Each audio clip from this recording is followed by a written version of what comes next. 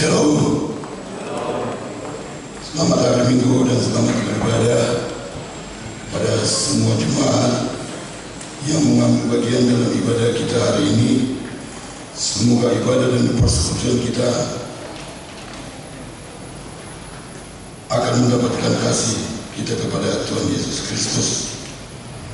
Saudara-saudara yang sedang menderita sakit dan mengalami beban berat saat ini, kiranya Tuhan Yesus Kristus memberikan kesembuhan kepada saudara yang telah memberikan perhatian kepada gereja. Kiranya Tuhan melimpahkan berkat-Nya kepada saudara-saudara. Sebelum kita memulai ibadah kita masuk ke saat teduh.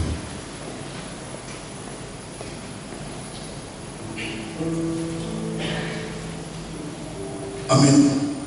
Kita memuji Tuhan dari Kidung Jemaat nomor 3 ayat yang pertama sampai dengan ayat yang ketiga.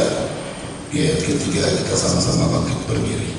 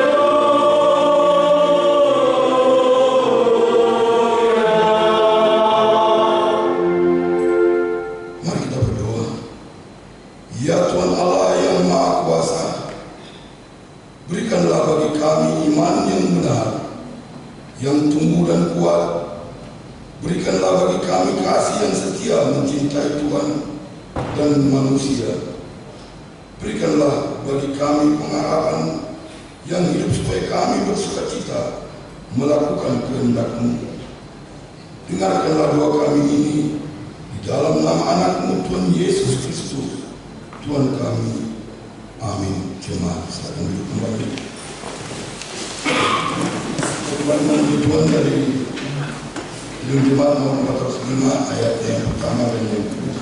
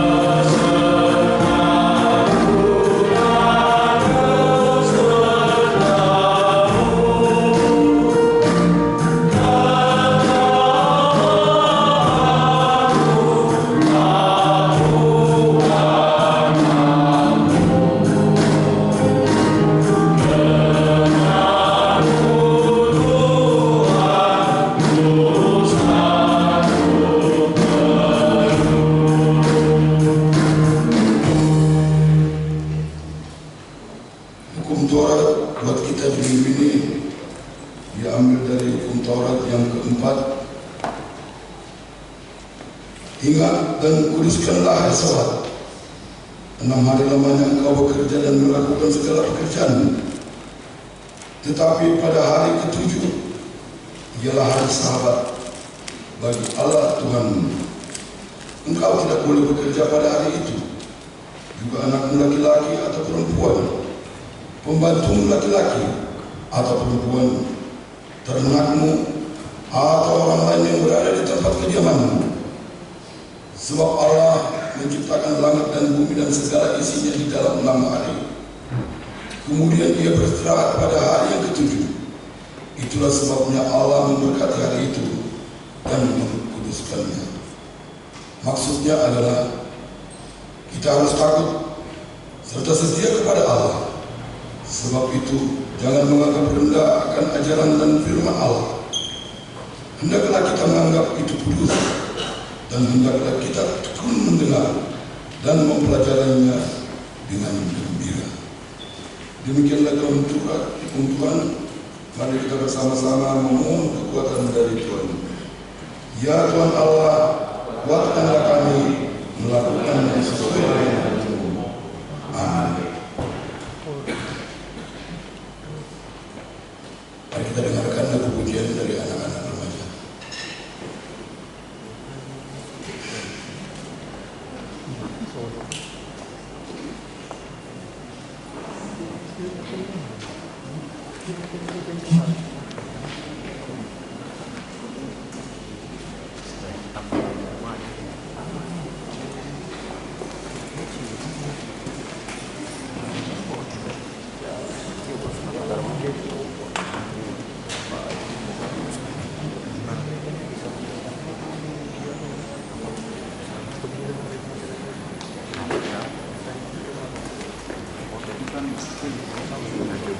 Sini Mas.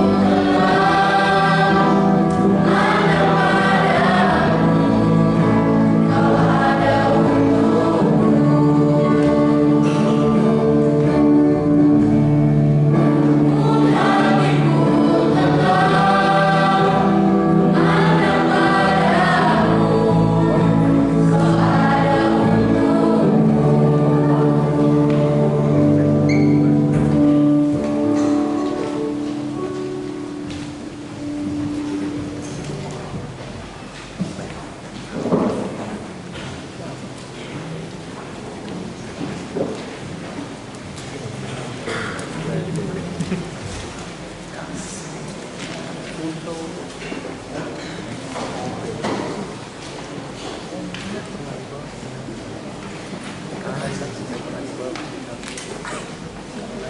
kembali memuji Tuhan dari Kidung Jemaat nomor 386 ayat 1 di ayat kedua. Kita sama-sama bangkit berdiri.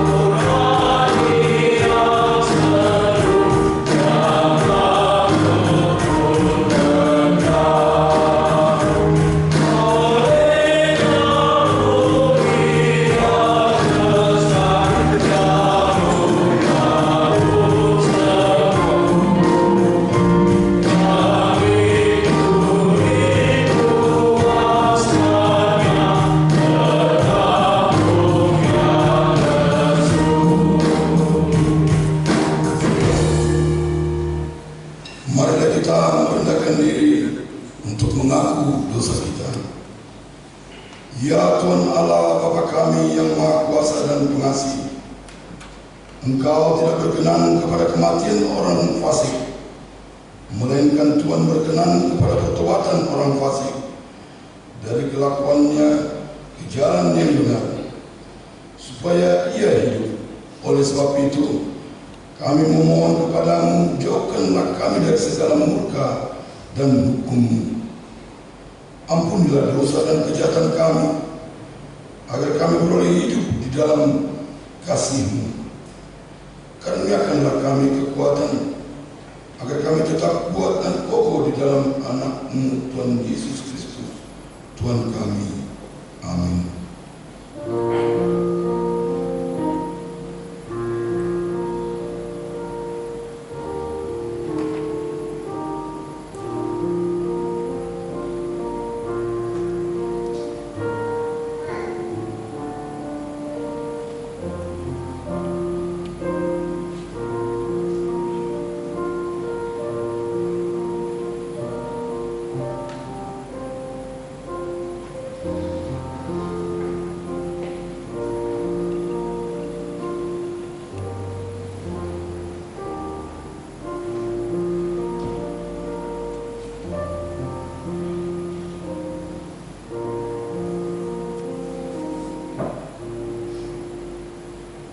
Dengarlah janji Tuhan tentang pengampunan dosa. Demikianlah firman Tuhan, Aku telah menghapus segala dosa pemberontakanmu seperti kabut diterbangkan angin, dan segala dosamu seperti awan yang tertiup. Kembalilah kepadaku, sebab aku telah menebus engkau. Kemuliaan bagi Allah di tempat yang maha tinggi. Amin.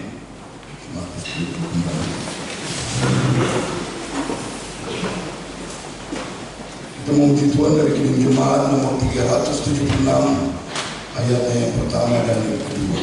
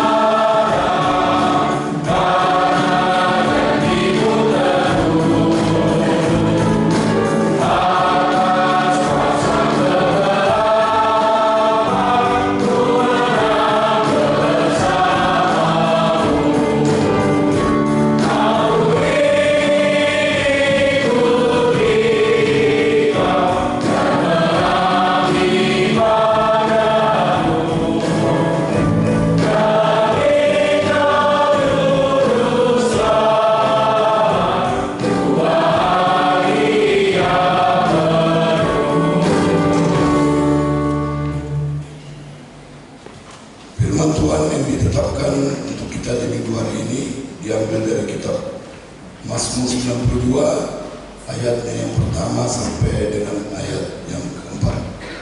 Kita baca secara responsori. Tuhan Hakim yang adil, Mazmur nyanyian untuk hari Sabat.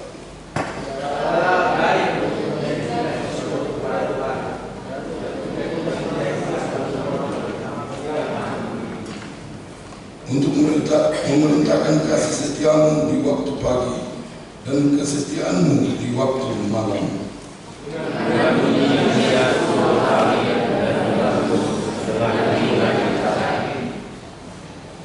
Demikianlah firman Tuhan. Berbahagialah orang yang mendengar firman Allah serta memeliharanya. Amin.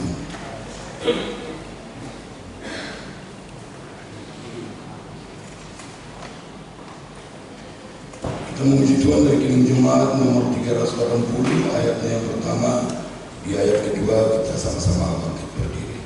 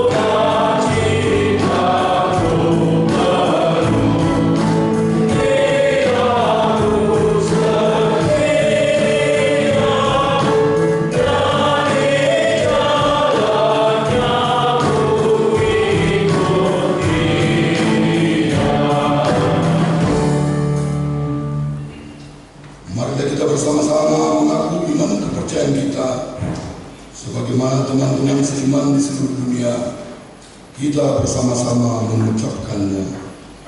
Aku percaya kepada Allah, Bapa yang Maha Kuasa, Hari langit dan bumi.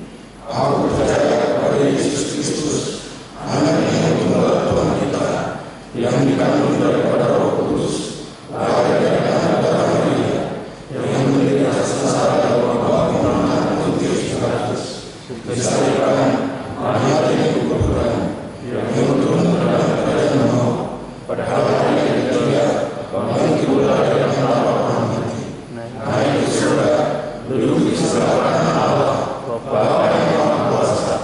Dari sana akan datang kelak untuk menghakimi orang yang hidup dan yang mati. Aku percaya kepada Roh Kudus dan adanya suatu gereja yang kudus, persekutuan orang kudus, pengampunan dosa, kebangkitan dari dan hidup yang kekal. Amin.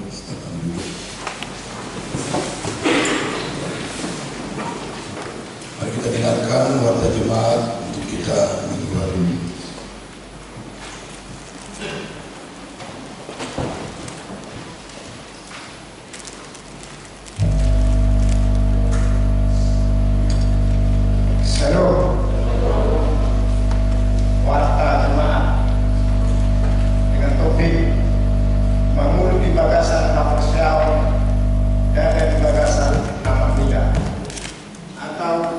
Hidup karena percaya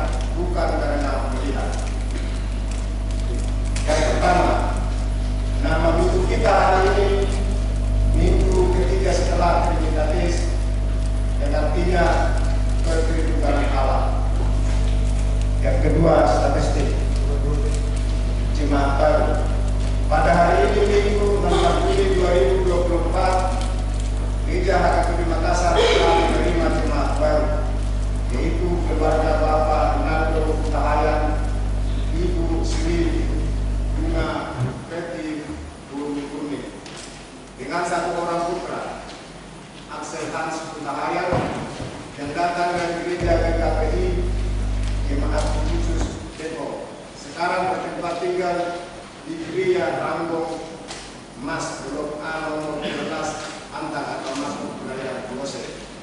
Tuhan Yesus memberkati jemaatnya di tempat yang baru. Apabila keluarga ada bersama kita berdua sekarang, mohon bangkit berdiri. Terima kasih.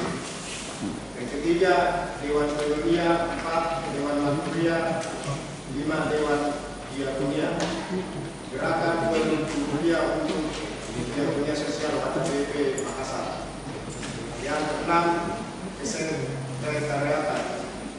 Gerakan pada hari Minggu tanggal 23 Juni 2024 yang akan datang, kita akan bersentahas ke depan altar berampot untuk menutupi kekurangan pos pembangunan AKBP Makassar sesuai warta keuangan.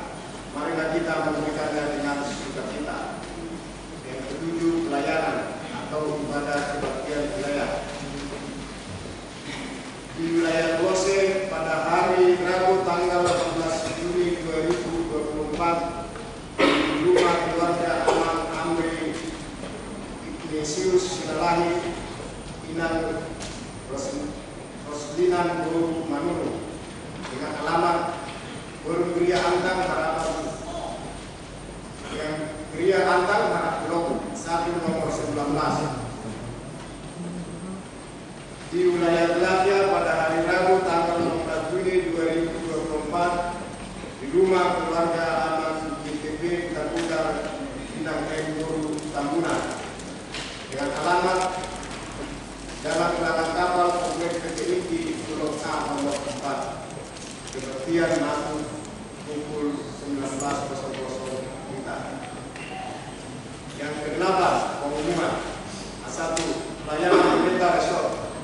Pada hari Minggu 16 Juni 2024, Pendeta Kristiansan Simamora MTH FN atau Pendeta Resort AKBP Makassar, AKBP Resort Sulawesi Selatan melayani firman Tuhan di gereja AKBP Tamaruna, Resort Tamaruna. Tuhan Yesus memberkati pelayanan hambanya. 2. Kebaktian Minggu di pos pelayanan 2. Paduan suara di pos pelayanan 2 yang pertama. Pada hari ini Minggu 16 Juni 2024, paduan suara yang melayani pada Minggu di pos pelayanan 2 adalah Or Ama Manager. Ibadah masuk pukul 18.00. Kedua, pada hari Minggu 23 Juni 2024 yang akan datang, paduan suara yang melayani pada Minggu di pos pelayanan 2 adalah Or AKBP. Yang ketiga, Por wilayah melayani ibadah Minggu. Pada hari ini pada hari Minggu 20 Juni 2024 yang akan datang, Por wilayah yang mengisi paduan suara di gereja Pasabatan adalah wilayah Galilea. Yang keempat, pencarian dana remaja. Pada hari ini Minggu 16 Juni 2024, remaja AKBP Makassar mengadakan pencarian dana melalui penjualan makanan dan minuman di halaman gereja. Adapun pencarian dana tersebut untuk dana mereka retreat pada bulan Juni 2024, panitia sangat mengharapkan partisipasi semua jemaat. Yang kelima, undangan rapat panitia tahun Ekumene Inklusif. Pada hari Selasa 18 Juni 2024, Ketua Umum Panitia Tahun Ekumene Eksekutif Bapak Sidua Bupati Pasaribu SPD MSI mengundang seluruh panitia untuk mengikuti rapat. Rapat dimulai pukul 18.00 kita bertempat gereja di gedung sekolah itu. Yang keenam, rapat para lalu para pokona.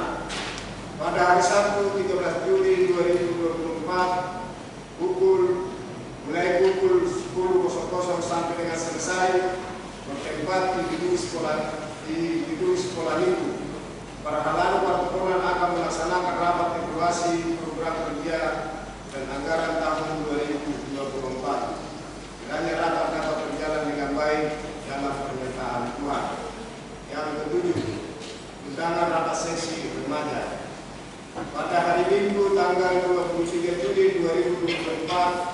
pendamping seksi remaja akan mengadakan pertemuan atau rapat dengan orang tua remaja AKBP Makassar dengan topik dinamika yang dihadapi remaja dan kegiatan pembinaan remaja AKBP serta menyampaikan tugas pendamping remaja. Rapat dimulai pukul 11.00 kita atas setelah ibadah selesai. Bertempat di gereja Bahasa Batak. Yang ke-8, pelantikan panitia sinode distrik Parhalado Resort dan Badan Audit. Pada hari Minggu 23 Juni 2024 yang akan datang, setelah persembahan ke depan altar, gereja kita akan melaksanakan acara sebagai berikut. Yang pertama, pelantikan panitia sinode distrik. Yang kedua, Parhalado Resort, putusan sinode Gudang dan sinode distrik. Yang ketiga, putusan yang mewakili ruas untuk sinode distrik. Yang keempat, pelantikan badan audit resort. Yang bagian D, jemaat yang sakit. Mohon dukungan doa bagi warga jemaat AKBP Makassar yang sedang menderita sakit. Yang pertama, itu Ina Insinyur N Simatupang KR Guru Simatupang. Dua, Ina Nyonya Sintua B Banjarmaul Diki Guru Manula. Yang ketiga, Nona Parulian Guru Pasaribu. Yang keempat, Amat Aha Manulu. Yang kelima, Ina Nyonya W Naibahul KR Guru Pasaribu. Yang keenam, Ina Nyonya Sintua Guntung Cimah Guru Pardede. Yang ketujuh, Ina Nyonya Ije Sitorus C Guru Panjeta. Yang kedelapan, Ina Nyonya MB Sitonga F Guru Samosir. Yang kesembilan, Ina Nyonya Situa Atis Majuntak SLM Guru Siahaan. Yang kesepuluh, Ina Nyonya B Silaban R Guru Kapal. Yang kesebelas, Rauli Guru Ramani. Bagi jemaat yang keluarganya sakit agar memberitahukan kepada sekretaris gereja. Tuhan Yesus memberikan kesembuhan kepada jemaat. Yang bagian C, jemaat yang berulang tahun kelahiran. Daftar jemaat yang akan berulang tahun kelahiran dari tanggal 17 sampai dengan 23 Juni 2024. Ulang tahun kelahiran remaja dengan sampai dengan dewasa ada 11 orang. Ulang tahun kelahiran anak sekolah minggu ada 1 orang. Ulang tahun pernikahan ada 6 keluarga. Seluruh majelis dan jemaat AKBP Makassar mengucapkan selamat ulang tahun kelahiran dan ulang tahun pernikahan. Tuhan Yesus memberkati seluruh jemaat. Dan seterusnya masukkan ke pembuatan keuangan gereja kita dapat kita lihat di warta kita masing-masing. Demikian warta kita. Tuhan Yesus memberkati. Salam.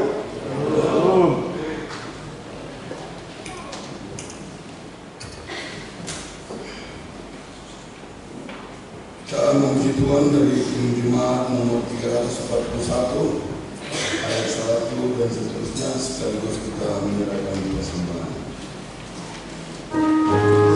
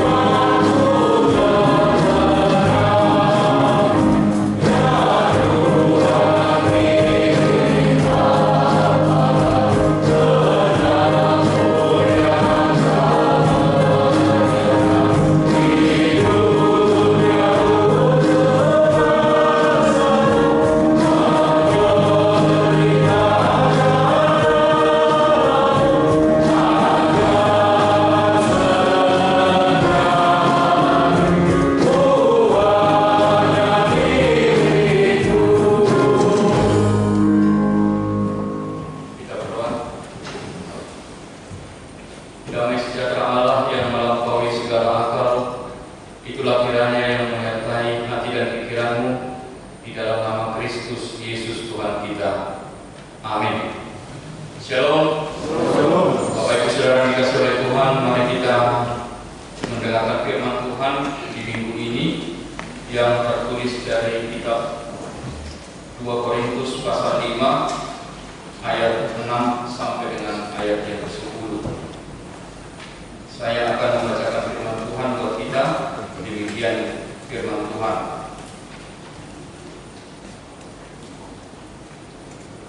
Maka oleh karena itu hati kami senantiasa tabah, meskipun kami sadar bahwa selama kami mendiami tubuh ini, kami masih jauh dari Tuhan.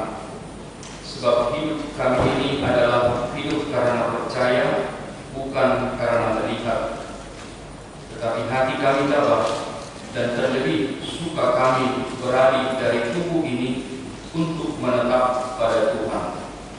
Sebab itu juga kami berusaha, baik kami diam di dalam tubuh ini maupun kami diam di luarnya, supaya kami berkenan kepadanya. Sebab kita semua harus menghadap tahta pengadilan Kristus, supaya setiap orang memperoleh apa yang patut diterimanya sesuai dengan yang dilakukannya dalam hidupnya ini, baik ataupun jahat. Demikian firman Tuhan. Bapak Ibu Saudara dikasih oleh Tuhan, kita mungkin sudah sering mendengar ada istilah visi dan misi. Visi dan misi itu sering kita dengar dan sudah umum. Itu bisa ada di tengah-tengah sebuah organisasi, bisa juga visi dan misi itu ada di dalam sebuah perusahaan, yang pada intinya bahwa visi dan misi itu menjadi sebuah dasar dorongan kepada sebuah organisasi di dalam melakukan segenap segala kegiatannya. Maka itulah yang menjadi dasar pedoman daripada sebuah organisasi melakukan aktivitasnya di dalam hal apapun. Tidak lepas, tidak keluar dari visi dan misi juga yang sudah dibuat seperti itu. Maka demikianlah juga kita mau coba untuk memahami, melihat nas yang kita baca pada minggu ini. Firman Tuhan menyapa kita bagaimana hidup Paulus, bahwa ternyata Paulus juga di dalam hidupnya dia memiliki visi dan juga memiliki misi di dalam hidupnya. Supaya berangkat daripada misi dan visi itulah Paulus tetap mengikuti apapun yang terjadi di dalam kehidupan dia, tetap dia berpedoman, berpegang kepada apa yang telah menjadi visinya dan apa yang menjadi misinya di dalam kehidupannya. Maka di dalam nas kita ini kita melihat apa yang menjadi visi atau pandangan ke depan daripada Paulus di dalam hidup. Dia katakan bahwa yang menjadi visi dia untuk masa depannya adalah untuk tinggal bersama Tuhan di dalam kehidupan yang kekal. Itulah yang menjadi misi juga, visi menjadi kehidupan daripada orang beriman, orang percaya bahwa pada waktunya juga kita akan sampai ke situ. Bahwa itulah tujuan daripada akhir hidup orang percaya, akan adanya kehidupan yang kekal. Demikian juga apa yang menjadi misi daripada Paulus di dalam hidupnya, atau apa yang harus dia kerjakan sekarang untuk mencapai misi tadi. Dia katakan bahwa selama hidupnya di dalam dunia yang fana ini, dia mau untuk menyenangkan hati Tuhan. Selama dia hidup di dalam dunia ini, dia akan berusaha bagaimana melakukan apa yang berkenan kepada Tuhan, supaya nanti pada pengadilan Kristus dia memperoleh apa yang menjadi upah dari setiap orang yang percaya beriman kepada Tuhan. Demikianlah apa yang visi dan misi yang ada dalam diri Paulus, dan tentunya tidak hanya kepada Paulus saja. Ini juga menjadi visi dan juga misi dalam setiap kehidupan orang percaya, kepada kita juga di dalam hidup kita ini. Tentu kita tidak hanya asal hidup, tetapi kita juga harus memiliki tujuan. Kita harus memiliki apa yang harus kita lakukan di dalam hidup kita ini. Maka kita belajar dari nas ini bagaimana juga kita di dalam hidup kita ini kita menjalankan visi, kita menjalankan visi kita di dalam perjalanan hidup kita, apapun yang terjadi, apapun situasi yang kita hadapi. Mari kita pertama melihat apa yang menjadi visi kita, apa yang harus kita lihat untuk mencapai masa depan kita, yaitu tinggal bersama dengan Tuhan. Tinggal bersama dengan Tuhan di dalam kehidupan yang kekal. Seperti yang dikatakan di dalam nas kita ini, bahwa untuk mencapai visi tadi dikatakan di ayat 7 adalah hidup karena percaya, bukan karena melihat. Hidup karena percaya, hidup karena iman, bukan karena melihat. Ada satu hal penting yang harus disampaikan kepada kita. Kalau dikatakan hidup karena percaya, bukan karena melihat, kita mau disadarkan bahwa apa yang kita lihat, apa yang kita rasakan dalam diri kita saat ini, dalam hidup kita sekarang ini adalah sifatnya sementara. Tetapi apa yang tidak kelihatan atau apa yang dapat dilihat dengan iman, itulah yang kekal. Kita mau disadarkan bahwa ternyata di dalam hidup kita ini, apa yang kita rasakan, apa yang kita lihat sekarang, itu sifatnya adalah sementara. Itu bukanlah sesuatu yang bertahan sampai keselamatan. Itu sebabnya kalau kita membaca di ayat yang pertama tadi, di awal nas ini di ayat 6, di situ Rasul Paulus katakan, maka oleh karena itu hati kami senantiasa tabah. Rasul Paulus kita tahu bagaimana banyaknya pergumulan, banyaknya penderitaan, masalah-masalah yang dia hadapi di dalam kehidupannya, bertubi-tubi pergumulan dia hadapi di dalam hidupnya. Tetapi apa yang terjadi, dia tetap tabah. Dia tidak menjadi takut, dia tidak menjadi gentar, dia tidak menjadi mundur untuk menjalankan misinya. Kenapa?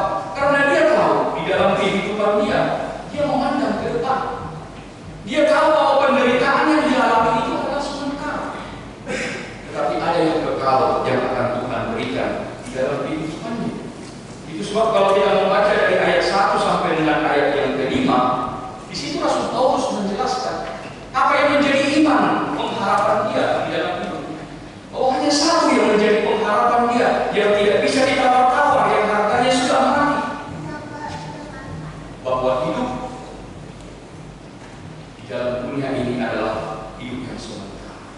Dia katakan sama seperti kemah yang pada saatnya akan dibongkar.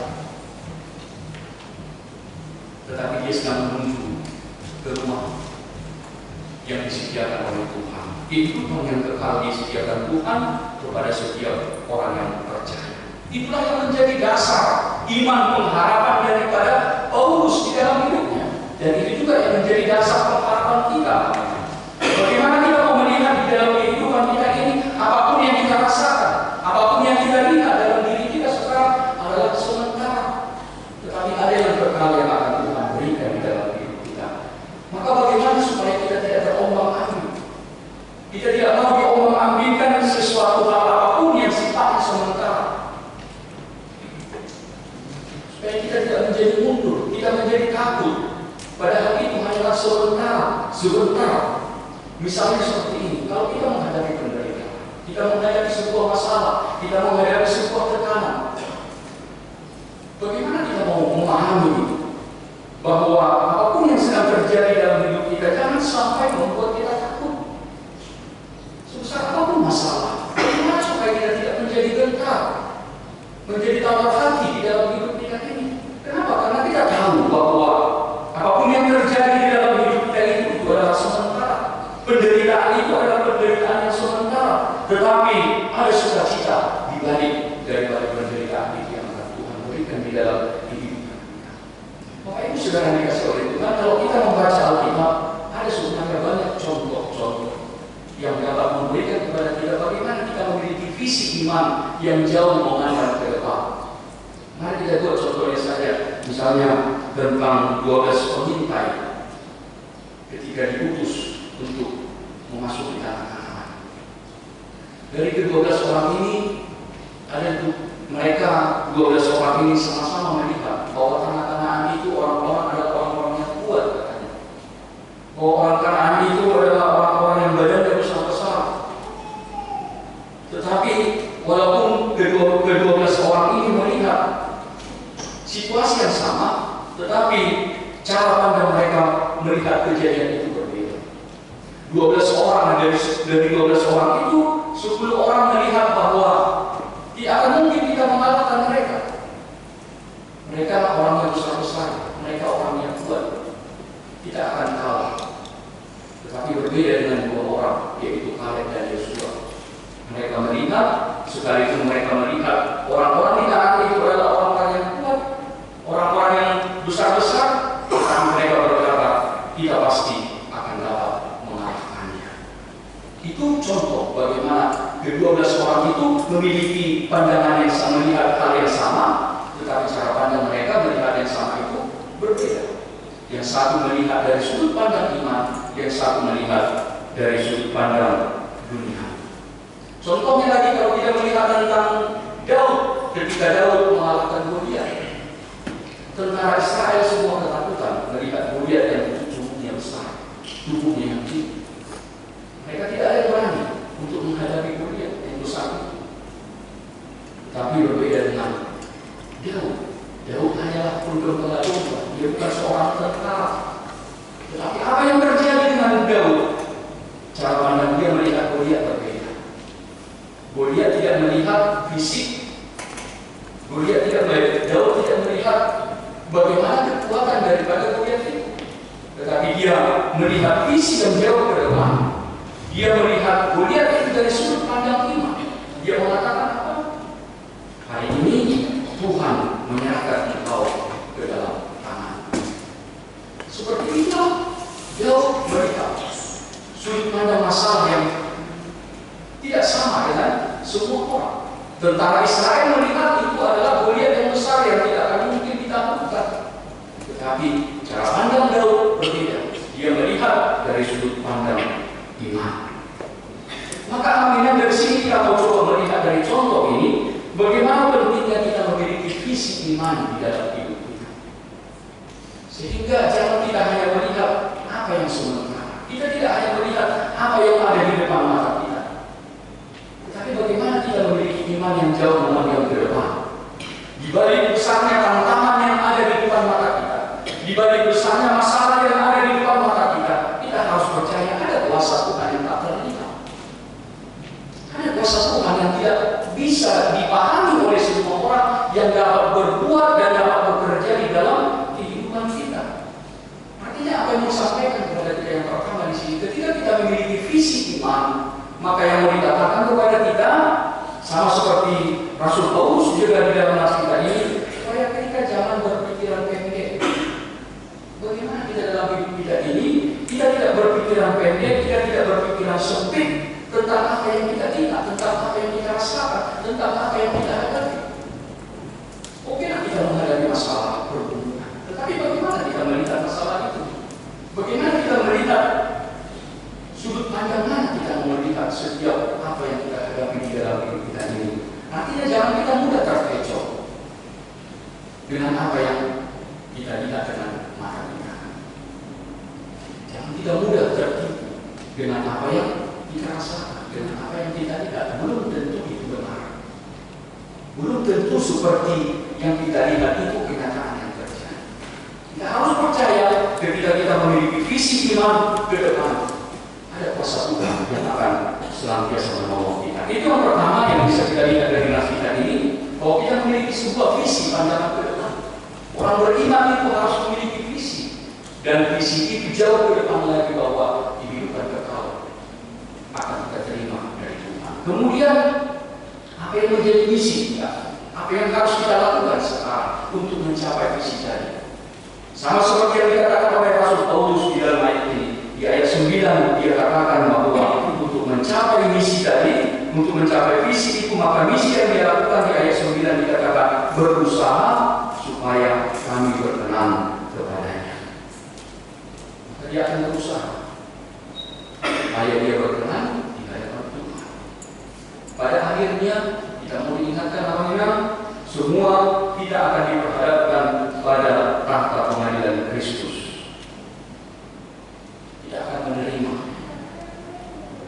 Tidak akan menerima sesuai dengan kelakuan dan perbuatan kita.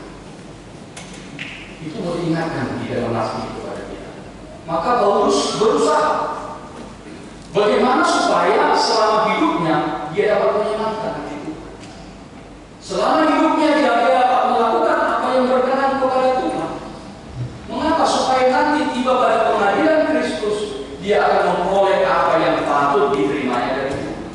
Dia akan menerima mahkota kehidupan.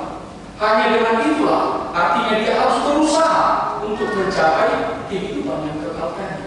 Jadi Tuhan, ketika Tuhan masih memberikan kepada kita nafas kehidupan, kalau Tuhan masih memberikan kepada kita sampai saat ini hidup, maka bagaimana kita mempergunakan kehidupan kita ini dengan baik?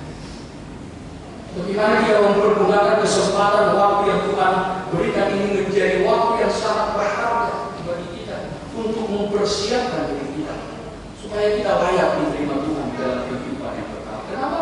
Karena pada ujungnya kita akan sampai ke sini. Apakah kita akan menerima kehidupan yang kekal ataupun kebinasaan? Itu sebab kalau dikatakan di Efesus 5 ayat 15, perhatikanlah dengan sesama bagaimana kamu hidup, pergunakanlah waktu yang ada. Pergunakanlah waktu yang ada, karena kita tidak tahu bagaimana hari-hari hidup kita. Artinya dari sini kita mengingatkan teman-teman, bagaimana di dalam hidup kita ini ada pelajaran penting yang perlu kita perhatikan dari nas kita ini. Yang pertama, dari misi yang kita lakukan dalam hidup kita ini, yang pertama kita mengingatkan bahwa orang yang beriman itu tidak hanya sebatas pasrah kepada Tuhan. Orang beriman itu tidak hanya menanti-nanti mujizat dari Tuhan. Bukan seperti itu orang yang beriman. Orang yang beriman itu tidak hanya tenang-tenang menantikan pertolongan Tuhan. Itu sebab dikatakan kalau kita baca di Filipi 2 ayat 12, dikatakan kerjakanlah keselamatanmu. Kerjakan keselamatanmu. Sama seperti Paulus yang berusaha, berupaya bagaimana dia supaya mendapatkan hidup yang kekal itu. Maka demikian juga dalam kehidupan kita beriman. Bukan artinya kalau kita sudah mengatakan aku percaya kepada Tuhan, maka kita akan santai saja menunggu berkat turun dari atas. Tentu tidak seperti itu, Pak. Sama seperti Paulus dalam nasib ini, dia berusaha bagaimana supaya dia memperoleh kehidupan yang kekal itu. Maka tidak hanya sebatas mengaku iman percaya, tetapi dia harus melakukan usaha. Apa yang membuat hati Tuhan berkenan kepadanya? Kalau kita mau berhasil, tentu kita harus berusaha. Tentu kita harus belajar keras. Itu sudah kita ketahui bersama. Tentu kita harus mengusahakan apa yang harus kita lakukan untuk berhasil. Demikian juga halnya dengan iman. Demikian juga halnya di dalam iman percaya kepada Tuhan, bahwa kita tidak hanya bisa berserah begitu saja. Kita beriman, dia beriman, tetapi kita harus diingatkan tidak cukup hanya berusaha, tetapi kita juga harus beriman. Sesulit apapun usaha kita, kita harus percaya juga bahwa pertolongan Tuhan di atas usaha kita. Tetapi tidak hanya cukup beriman juga, tetapi kita juga harus melakukan usaha kita di dalam kehidupan. Itu yang pertama. Yang kedua juga kita belajar dari nas ini bahwa bagaimana kita mempergunakan waktu yang ada. Sama seperti yang dikatakan Rasul Paulus di dalam nas kita ini, bahwa dia selalu mengusahakan selama dia masih diberikan Tuhan atas kehidupan, dia akan mengusahakan apa yang berkenan kepada Tuhan. Akhirnya kita mau diingatkan waktu terus berjalan. Waktu terus berjalan. Setiap detik waktu yang berlalu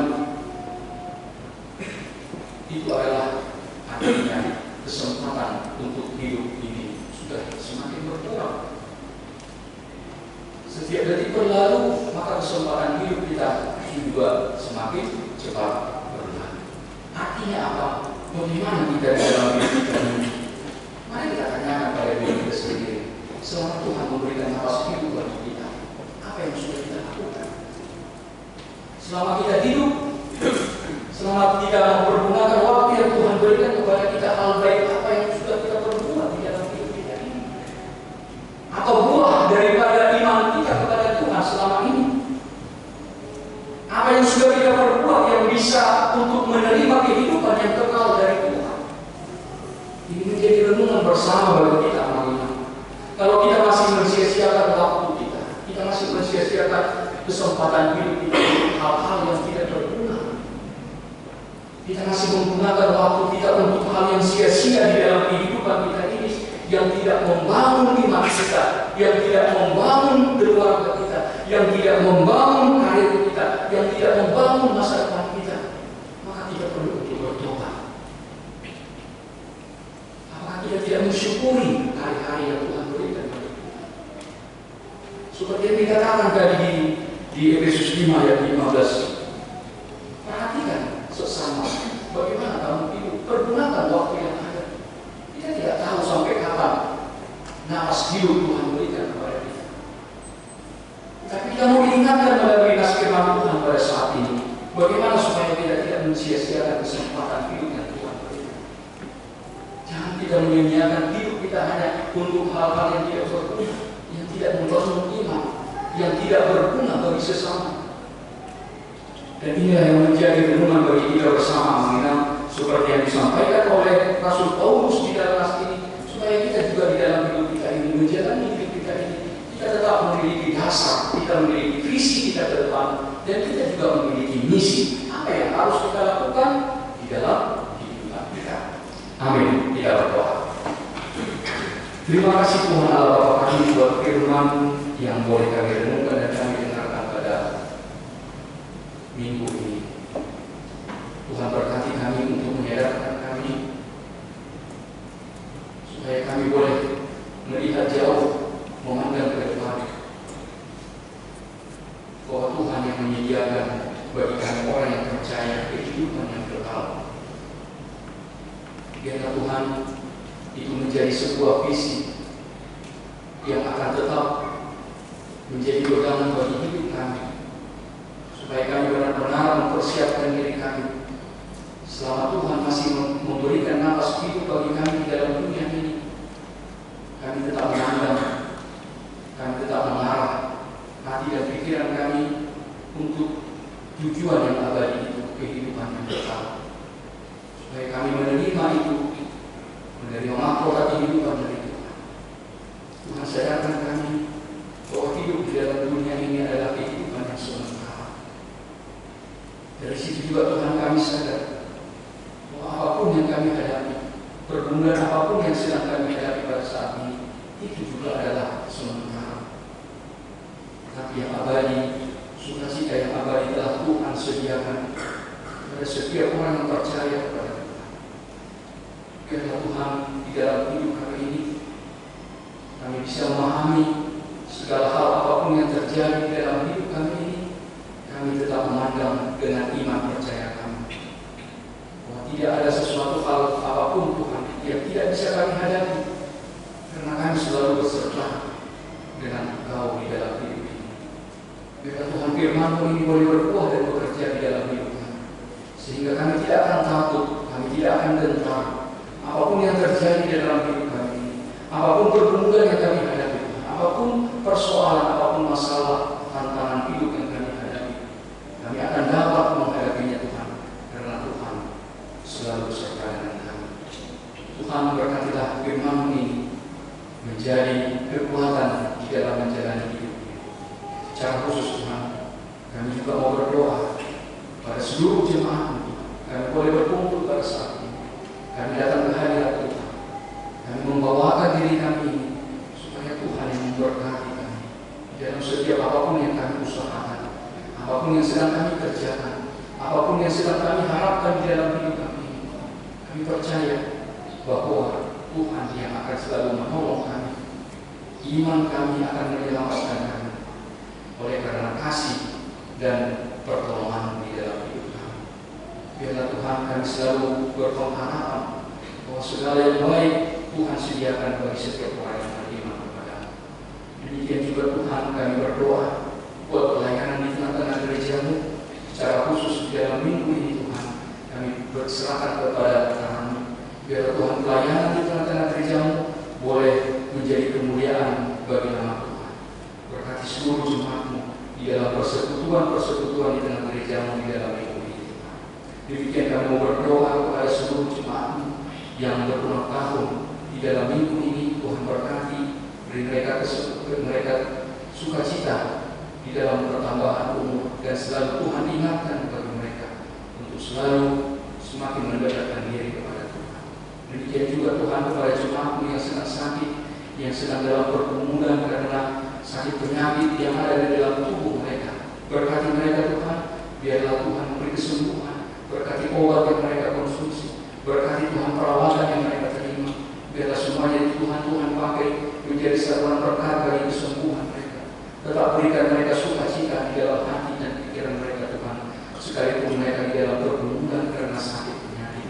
Kami selalu berserah, kami menyerahkan hidup kami ke dalam tangan pengasihan Tuhan. Di dalam nama Yesus Kristus kami berdoa dan bersyukur kepada Tuhan.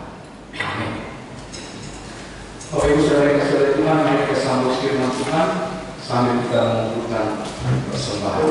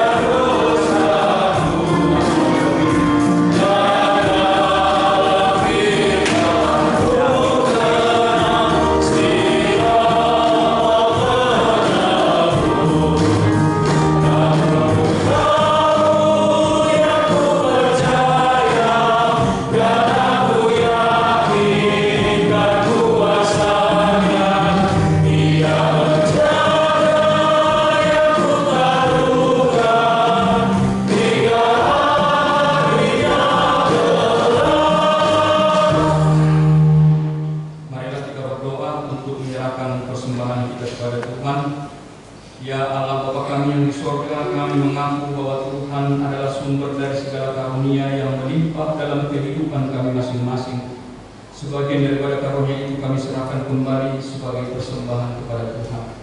Terimalah dan berkatilah persembahan umat-Mu ini, agar dapat kami pergunakan untuk pekerjaan dan pelayanan kerajaan Tuhan di dunia ini. Bukalah hati kami untuk mengenal betapa banyak berkat dan karunia yang kami peroleh dari Tuhan, supaya kami senantiasa bersyukur kepada-Mu di dalam nama Yesus Kristus Tuhan kami. Amin.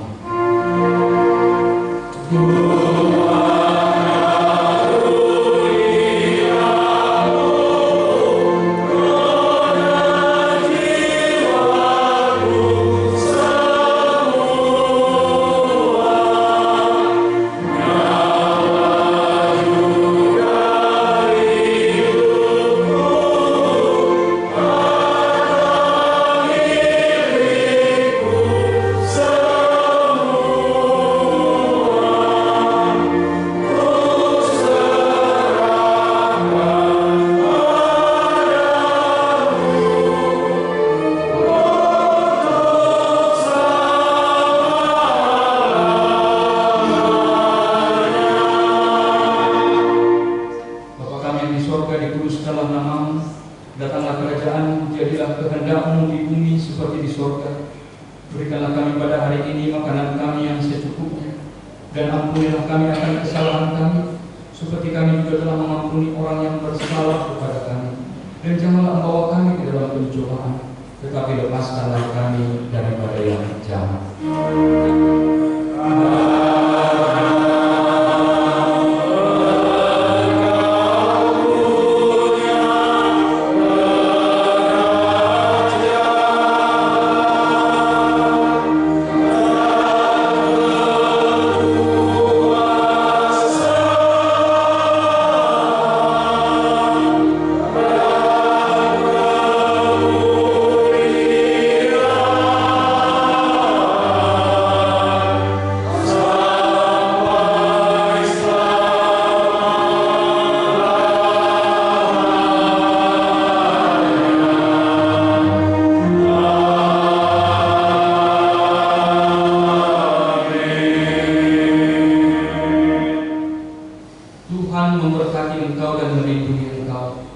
Tuhan menyinari engkau dengan wajah-Nya dan beri engkau kasih karunia. Tuhan menghadapkan wajah-Nya kepadamu dan memberi engkau damai sejahtera.